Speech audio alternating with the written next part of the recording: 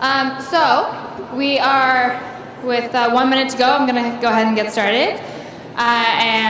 We are having here today with us a game industry veteran coming to us today from Ubisoft.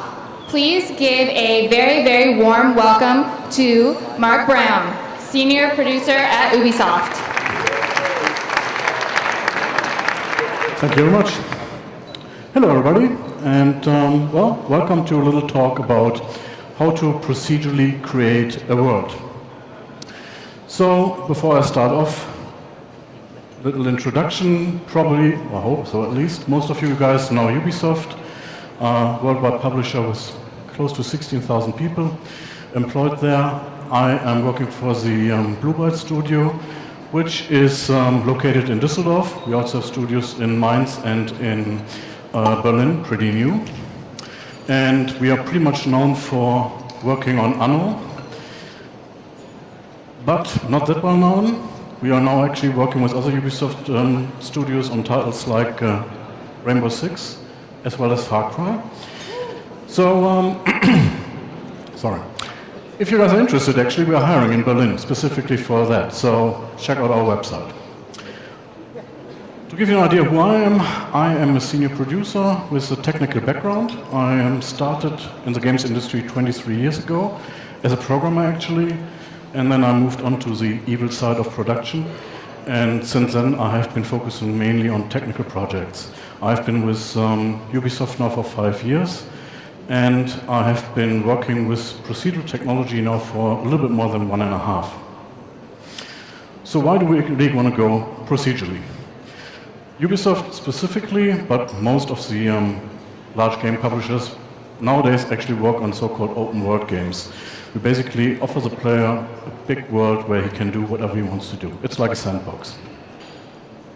With technology getting better and better, these worlds also getting bigger, larger, more detailed, and with that, the amount of work that flows in designing and creating these worlds is also rising. So we have rising budgets, we have rising team sizes, and now one of our AAA products will actually at some time use up to like teams of 2,500 people to actually create all that. Now, specifically if you look at it, our studio here in Germany, we're not 2,500 people, we are roughly 300 right now. So to be able to compete, not just against other companies, but also against other Ubisoft studios, we at one point thought, okay, we should somehow find some technical twist to produce something with less people. And that's when we had the idea of creating procedural technology to create game worlds that are interesting for the player. And to give you a little overview of where we are with that. So right now, there is 2 systems mainly being used in procedural creation technology. We have so-called rule-based systems, and these systems have been around since a long time. I know 20-year-old game titles that are using very simple version of these rule-based creation systems. They have some advantages. We kind of can define very clearly the artistic quality of the output by kind of determining the exact inputs that we give into these systems. They also have some consides. Very big problem is that usually these rules generate repeating patterns which can be recognized. You can, with some techniques, try to disguise these a little bit, but at the end of the day, the output is always, at some point, a pattern that you can see. Pretty new is actually an AI-driven approach where we use deeper learning technology to feed basically an AI to create stuff for us, which is more based on real-world learnings. And the nice thing about that is that most of the things that get created out of that are not very, very repetitive and have a very organic view or look to them. The problem is at the moment for us it's very slow because so far this is a lot more calculation as we would use just these rule-based approaches. And also at the moment the quality level is not really controlled very well because usually the spread of quality is very, very high. I think if you have seen examples in the internet of people trying to create procedurally, let's say, There's an example of a guy creating a share out there, which is pretty wide now on YouTube. And if you look at what is being created, you have a very few shares which look really good, really like something you want to sit on. There's a few shares which you may not want to sit on, they just look strange a little bit, and then there's something that's totally off the scale and looks really strange. So we are at the moment basically splitting this up. We are using these rule-based systems for some of the things we do, and we are working with a research partner on getting this AI-based approach used in other areas where we see they can produce something that is fitting what we want. Who is we actually? I have a very small team in Düsseldorf. We are around 10 people, mostly programmers, that are working on this together with part of the University of Applied Sciences in Cologne. They have this branch dealing with game development called the Cologne Games Lab. And together with the Cologne Games Lab, we actually applied for a grant, and we have received that. We are funded by a thing called the EFRE Fund, which is a mixture between the European Union and the state of North Rhine-Westphalia, basically investing in projects that kind of are into research of new technologies, and at the same time that are creating jobs, basically. So, when we set out, that was basically the mission that I received from our management, to create a world with a push of a button. Now, as you will see later on, of course, this is a little bit marketing. So there's a lot of stuff that needs to be done before we can actually push this button, but the idea is that we can recreate stuff. So let's talk about the philosophy behind what we were doing. We are using an biome-based approach to actually generate stuff, which means that we basically simulate our worlds in areas which we define, and then use some kind of templating system in these areas to actually generate the world out of that. I will show you later on how that looks like. The next thing we wanted to have is a fully procedural technology which you could use to really generate a world from the beginning to the complete end. There's tools out there which are more what I would call a procedural brush. They're really good to actually create, let's say, to place foliage in the world or to create a house or something like that, but they're usually not these all-around tools to create a complete world. Then we wanted to create a world which was basically believable to the players, which was based on our real world here. So if you look at it, it's kind of something that you want to see. And at the same time, it needed to be customizable. So if we have a team that wants to do, let's say, an alien, something playing on an alien world, would be able to add another sun or something like that, and take that into consideration when we create stuff. And then, also very important for us, when we basically create a world based on a set of settings that we have defined, when we recreate the world, it needs to be following the same set of learnings that the player made on his first playthrough. Because it's a little bit like listening to AC/DC music. You kind of want always more of the same of what you have already learned. So if you have learned that the world works in a specific way and you replay again, you expect the world to be working exactly in that way again, even though it may be a little bit different from the last time. So how do we do that? So let's take the steps that we basically have. The first thing is what we do, we create some kind of grid system because we have a biome-driven approach, so we need to have these biomes, which are areas in the world. And our tech can actually cope with pretty much any shapes that you want. On the left you see, if you can see it I hope, we have squares which are, in that case actually for the simulation, they have 100-meter side lengths. In the middle you see very old school, a hex grid, which was a lot used in the 90s for strategy games. This is a hex grid which has 6 meters something as side lengths. And on the right side you see what we actually use inside our team, mostly for the demonstrations we do, which is Voronoi diagrams, because they actually produce a very natural look. And here the Voronoi diagrams have, I think, a side length of around 150 meters. So once we have done that, we generate a height map, or we import a height map, and for that we can actually do a lot of things. We can either just use any kind of noise to generate that. We can preload a height map that an artist painted, or actually very new. One of the teams working in our headquarters in Paris, they actually came up with a technology where you can go to Bing Maps, choose an area of the real world, and it will import the height map from the real world and use our tech on that. So if you're interested to see how the valley looked like before people built buildings there, then you can use that. The next thing we need is a temperature simulation. Now that is basically like the temperature we have on planet Earth, so it's just turned by 90 degrees. We have the polar ice caps on the left and right here, which is where it's coldest. In the middle, where the equator is, it's the hottest. And in high mountains, the higher you get, it's also getting colder. And now this would be with one sun. If we would like to do an alien world, we could also add more heat for a second sun, which may have another path as this one as well.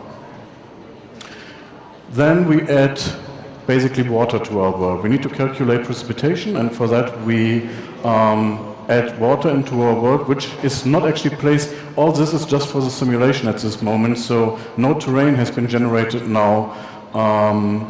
It's really just for all the simulations which will follow up later. And what we do is we just randomly spawn some sources in the mountains. They will flow downstream or downhill, and then they will actually collect either in a lake or they will flow into the ocean. And if we want to, we can either raise just the amount of created water sources in the world, or we can also place some manually if we want to. Next thing is there's a very simple wind simulation in here, which is basically developed by using some very simple air pressure map, because we need wind to actually calculate some more of the specific weather effects, because what we need at the end is a precipitation map. And we calculate that by the water bodies which we have defined earlier on, and also by various physical effects, like one of the orographic effects, by an example calculating if you have a mountain range and clouds will actually approach, usually from the same side, this mountain range, before actually being able to lift up and go over this, pass over this, then we need to rain off. And that results actually in one side of this mountain range being in a very humid area, and the other one in a very dry one. So it's a bit like on Tenerife, where you have seen that with their volcanoes. There's one side is really tropical rainforest type of thing, and the other one is desert. And then actually, what we do is we take this very, very old theory. It's a diagram that was done by a professor from the US in the 70s, and he literally wrote the book on biomes, on how our planet Earth is basically split up in various basic biome types. And he kind of has this definition that by temperature and precipitation in a world, we can determine which biome is valid for that area. Now, we actually combine that with the height map we have seen before and project that based on our temperature and our precipitation map on here. And now we have our world set up and divided into very, very basic biome types. So, now comes actually the part where we create the world that the player is going to play in, because so far none of that has happened. So, the next thing what we do is basically, we have these basic biome types, and we use rules here to distribute between various ecosystems that are there. To give you an example, we have the temperate biome. Temperate is the biome we have right here in Germany. And let's say we say, just for the sake of this example, let's say this is next to an ocean. We have add some more subrules, because we know we have a lot of this next to an ocean, so we want to have various ecosystems based on that. So we take the average angle of that biome, and let's say, okay, we do 3 different differentiations. We have one which is not too steep, one which is a little bit steep, and one is very steep.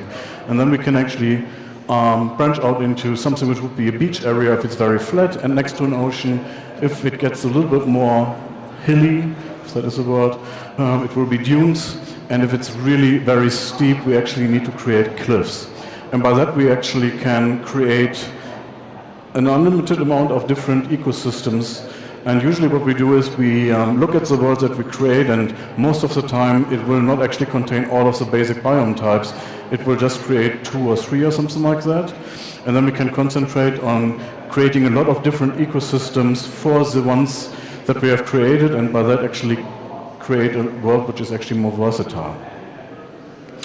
And then we add details based on the settings of these ecosystems. These ecosystems are design templates. That's where now a game designer will define how the world is going to play like, and how a graphics designer or graphics artist will define how the world is going to look like.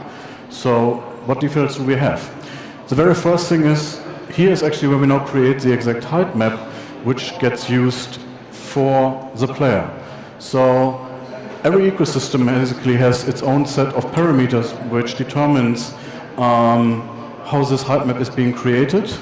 And then we take all these ones and stitch them together to a big height map, and that is actually the game world the player is going to play on. The next thing is we define the foliage which we place in our world. Now, foliage can be trees, it can be plants, whatever there is. Important for us is this foliage is something that is later on picked up again. I will talk to you about attraction and factions, how we handle them. So just remember that we do that here. The next thing is clutter. Next to our foliage, we usually distribute some kind of fancy eye-catching objects. It could be a fern like this, it could be just some rocks. It can be actually a combination of rocks. So what we may want to do is we place some big rocks, and just next to these big rocks again, using them as basically a spawn, we place some smaller ones because they usually break off or something like that. Then, oops, sorry for that. Then we actually define the terrain materials. The terrain materials is what you see when you look at the bottom. It's the floor of a game world. And here's where we define basically how that floor is going to look like. And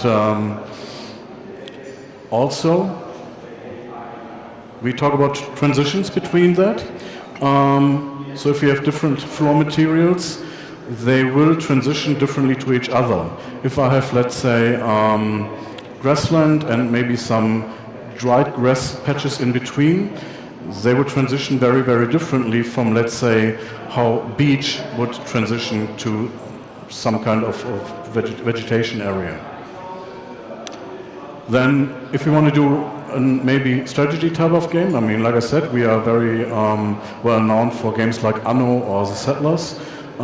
In a game like that, we could actually also define what kind of materials or resources would be or need to be generated in that specific ecosystem as well. Then gameplay objects, because so far the only thing we have is nature. Of course, we need other stuff as well. So we have an object editor which allows us to create game objects, and then, based on rules, we can define if that these objects get also placed in our world. And this basically can happen, let's say we have a very unique visual item that should just there be once. Then I have a rule that actually makes sure that that thing just gets placed once in our world. But it could also be something which is placed pretty often. So let's say I have the like a forest type of biome, and I would like to have a little statue of some kind of goddess or whatever in there. Then I can say, okay, maximum once per biome, but in every biome I would like this little statue to be spawned. That would be basically done in this object editor here. And along with that, we have several ways of defining how we actually put this into this biome. So we can just spawn it where basically the floor is in that specific biome, but we could also actually alter the height map at that point. We could alter the materials which are there. We could even spawn stuff around it to make stuff look more fitting. Just some node graphs for an example on how our designers are actually designing these rule sets that I talk about. So the technology we are using right now is completely integrated into Snowdrop. Snowdrop is a game engine that was developed by one of our sister studios, by Massive in Sweden. And so all the technology you have seen so far is usually done in C++. But so that designers, graphics artists, and other people can basically try around. All that is exposed as node graph programming, as you have seen that probably in many modern approaches right now. And so it gives us a very great chance that designers can iterate themselves on things, try out how stuff works, and if you see that something that they tried out is looking very nicely, but is not very performant, we can still take it, give it to a programmer, and then he can create the C++ version, which is running faster from that. And then lastly, we talk about the ambient setting. So this actually influences several things.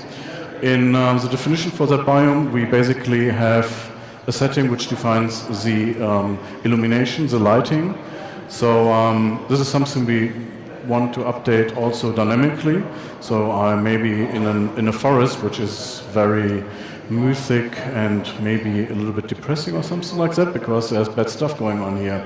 Once I have solved a quest or killed off an enemy or whatever, mood may get more happy in that forest, and the lighting will actually change to reflect that. So more sunlight gets here, more bright colors, more vibrant colors to reflect that. The same for fog. In the beginning I may had some volume fog, at the same time some fog on the floor, and with stuff getting more vibrant, sun getting in, I may remove that a little bit to get this more happy mood over. The same is true for sound. We basically can set a complete set of sound effects which automatically apply to all things which are played back in that biome, and also it can also be altered dynamically. So if I make my switch from an, maybe something which has like a lot of echo or something like that to some more less foggy kind of sound to represent that stuff, just get a little bit more happy here. Okay, now I have my biomes. Let's talk about factions, because a world is not just there if there's just nature. A world should also have people living there. And actually for us, factions is not just about people living there, it's actually also for animals, because our simulation works in a very, very similar manner for these types. So every faction in our game basically has a few parameters. These are just a few of them, but these are the ones that are important for our simulation. So we basically define how large a faction is. We define the type, if it's more a settling type of faction or if it's more a nomadic type of faction that will move around in the world. And we'll define the tech level of that faction. And also, very, very important, what they require, what they like. Because I mentioned that earlier when I was talking about foliage. Everything we spawn in this foliage area can serve as an attractor for a faction. So let's say we spawned a specific berry bush. These berries may be the prime food source for a specific type of animal, and we generate for every faction basically a heat map where we see where it's most likely for these animals to live and to basically, to be in that world. And for my animals, this would be close to their food source. Let's say we have a human faction that likes to eat these animals, so automatically they also have a very high attraction in that area. If I want to, I can add pretty much anything to that attraction heat map what I want. So this can be food, it could also be the proximity to water, it could be the specific temperature settings, so there's maybe a faction that likes it very warm, could be also that a faction likes it very cold, that kind of stuff. And for every faction we basically can then project this heat map onto our world. And you see now here, like I said, a projection onto our world, and these little red spots which you see, they're actually hotspots. These are for simulations the points where a faction will most likely live. For animals that will mean there's just a bunch of them around. For humans this will mean this is very probably the place where they're going to spawn a city, a village, or some kind of settlement.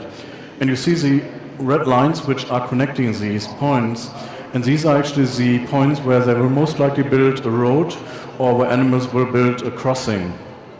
And this again is just at the moment in our simulation, because for a human faction the way how they actually build a road is determined by the technology level. Very low-tech civilization will actually basically go where it's most easy for them to go, a little bit like water, while a very high-tech civilization is probably going to build a very straight line street to actually make it most efficient.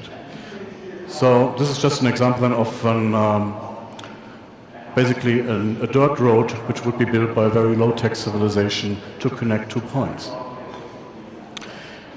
Yeah, and that is how we actually create game worlds, which are, I think, interesting, which are interesting to play in, which stay true to the learnings that you make while you're actually playing in this world, and that we can also regenerate if you want to play in this world again and make it interesting. All right, and that's my quick overview on how to generate a world that you can play in. Thank you. So, any questions?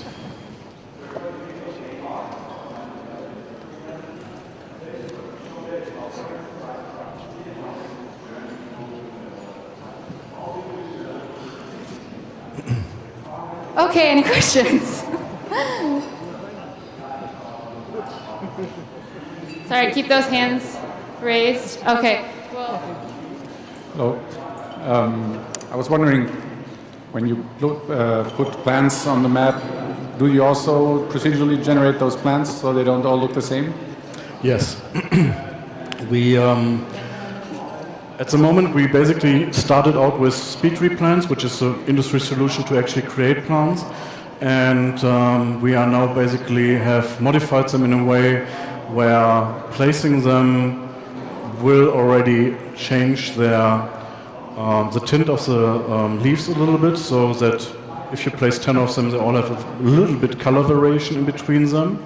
The amount of branches which are being produced will be modified accordingly, and also the shape on how the branches are getting connected to the little ones. So basically, if you place 10 trees, they will all look different, and so we can use the same tree, place it, and actually have a real forest which will look, varying. I actually have 2 questions. Do we have time for this? Yep. The first question is, for example, in Assassin's Creed, we have very specific historical monuments and terrain objects. How do you manage this in procedural generation? You mean how we mix, let's say, historically correct things into a procedural world? Yeah. Okay. Several approaches. Something like an, let's say, historically correct building would be something I would build in our object editor.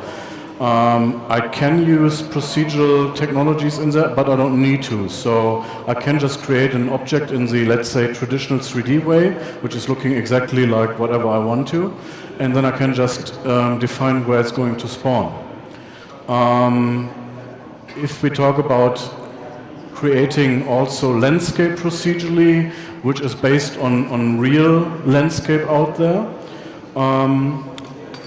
What you would basically do is you would take the, let's say, real height map of whatever area you try to recreate, and probably would override the creation of these biomes and exactly define biomes like they are in the real world, and make sure that you try to basically recreate the biome definitions as close to reality as you can, which is one approach. Another approach is the University in Lyon has basically worked on something where they take there's GIS data, which is elevation data of the real world available from some space shuttle mission, which is very rough. It's per pixel 33 meters in the real world. And they're actually using an AI-driven system to recreate the detail missed by having an AI that learned basically how usually detailed landscape was created, and then using landmark features from this very from this very low resolution picture to recreate the gaps in between. So these are the 2 systems I would see for that kind of job. Nice. And the second question is more like an open question. Do you think you have reached the point to recreate our real world, or to simulate our real world as it is? No, definitely not. It's not our goal. I mean, I want to recreate something which is looking like things in our real world, but the total real world is nothing that I'm really interested in doing. Because at the end of the day, for me, it's more important that I generate something that is fun for somebody to play in, and that is basically adhering to the rules that you learned in our real world. If I say, okay, the same rules apply to my game world. So you should know how a forest works, or you should see that the forest works in the same way as you are used to, but it's not the same forest as the one just around your house. Perfect. Any other questions? Oh, I was wondering how you make sure you do not get stuck in the world as a player. So are you using AI-driven technology which can determine if you are stuck and then Yes. give out this point and say, hey, I get stuck here? Or is it classic QA by test engineers or something? Okay, so first, yes, we are working right now on what I would call a behavioral middleware. It's not presented in here yet, but it's basically something that will learn what the player likes, and it also noted what the player has not seen yet. And so it is something that will guide a player towards the things that he may have missed in the world. So if I see that you for some reason have never gone into, let's say, the Viking area of my world, I may want to trigger more quests that actually kind of lead you there. And so that is something that we're looking into right now, but that is in a very, very early, very research state, so very far away from ever being put into a game. That's a nice thing with our collaboration with the Cologne Games Lab. We are we can also do some kind of research stuff and are not totally bound to create something which also has value. So. any other questions?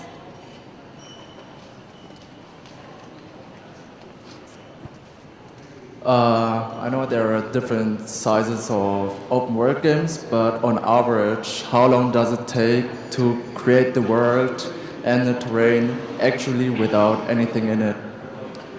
You mean with our technology? Yes. I can create an island of 8 by 8 kilometer size at the moment in around 24 seconds with landscape, plants, and basically the stuff you have seen here. Okay, all right, thank you. I think we have time. Was that a question? No? Any last questions? Oh, okay, we've got lots. I'll say two more, and then I think that's okay. So, in the game, how do you deal with destructiveness of the world, if there is any? So far, the objects we do create can be destroyed and would just be removed. Right now, we also spawn optical objects which cannot be. But for me, it's more important if you destroy a tree, to remove that tree is not a big problem, unless you do that for a lot of trees, and my simulation was based on that. So it's something that we actually haven't really worked on yet, but we'll need to, is when we want to do stuff dynamically, where we change the game world to the input of somebody, that we can actually recreate certain systems, based on destroying something, based on changing some kind of aspect of the simulation. Okay, and that last question over here. Great.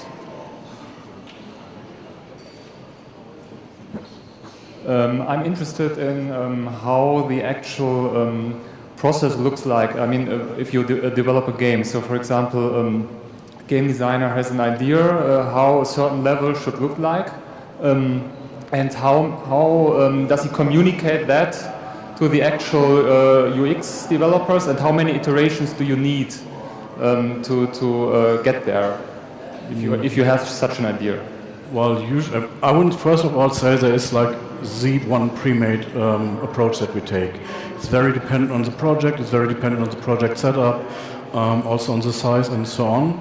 But in general, if I have a level designer, it's a bit changing now, because traditionally all these various arts needed to work, what I would say, a little bit more by gut feeling. They would basically actually paint, they would show it to the art director, he would say, make this a bit more there, put one bush there and put a little bit of grass over there. And then he would do that, come back, and they would just work on that until it was sufficient for them both.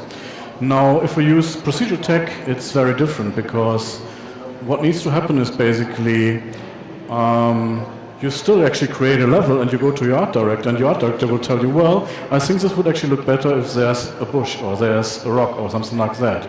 Your job is now to actually come up with why this will be looking better, and actually put that into a system that can be used by technology to actually create that. So that's where we see a real shift in what people do from, as I always say, this gut-based thinking or designing into a more systematic job. And that is actually something I see for artists, for game designers, for basically every real aspect that we have, that it gets more and more technical. Thank you. Perfect. So I think we're that's all for questions now. If you have any questions, I don't know, Mark, if you have a few minutes, you can stay back. I will be here for another few minutes, but actually need to catch a train, Right, so not for yes. very long. But Okay. if you want to talk to me after this, I'm totally available. Perfect. Well, thank you very much, and let's give a big round of applause to Mark. Thank you very much. Perfect. Thank you.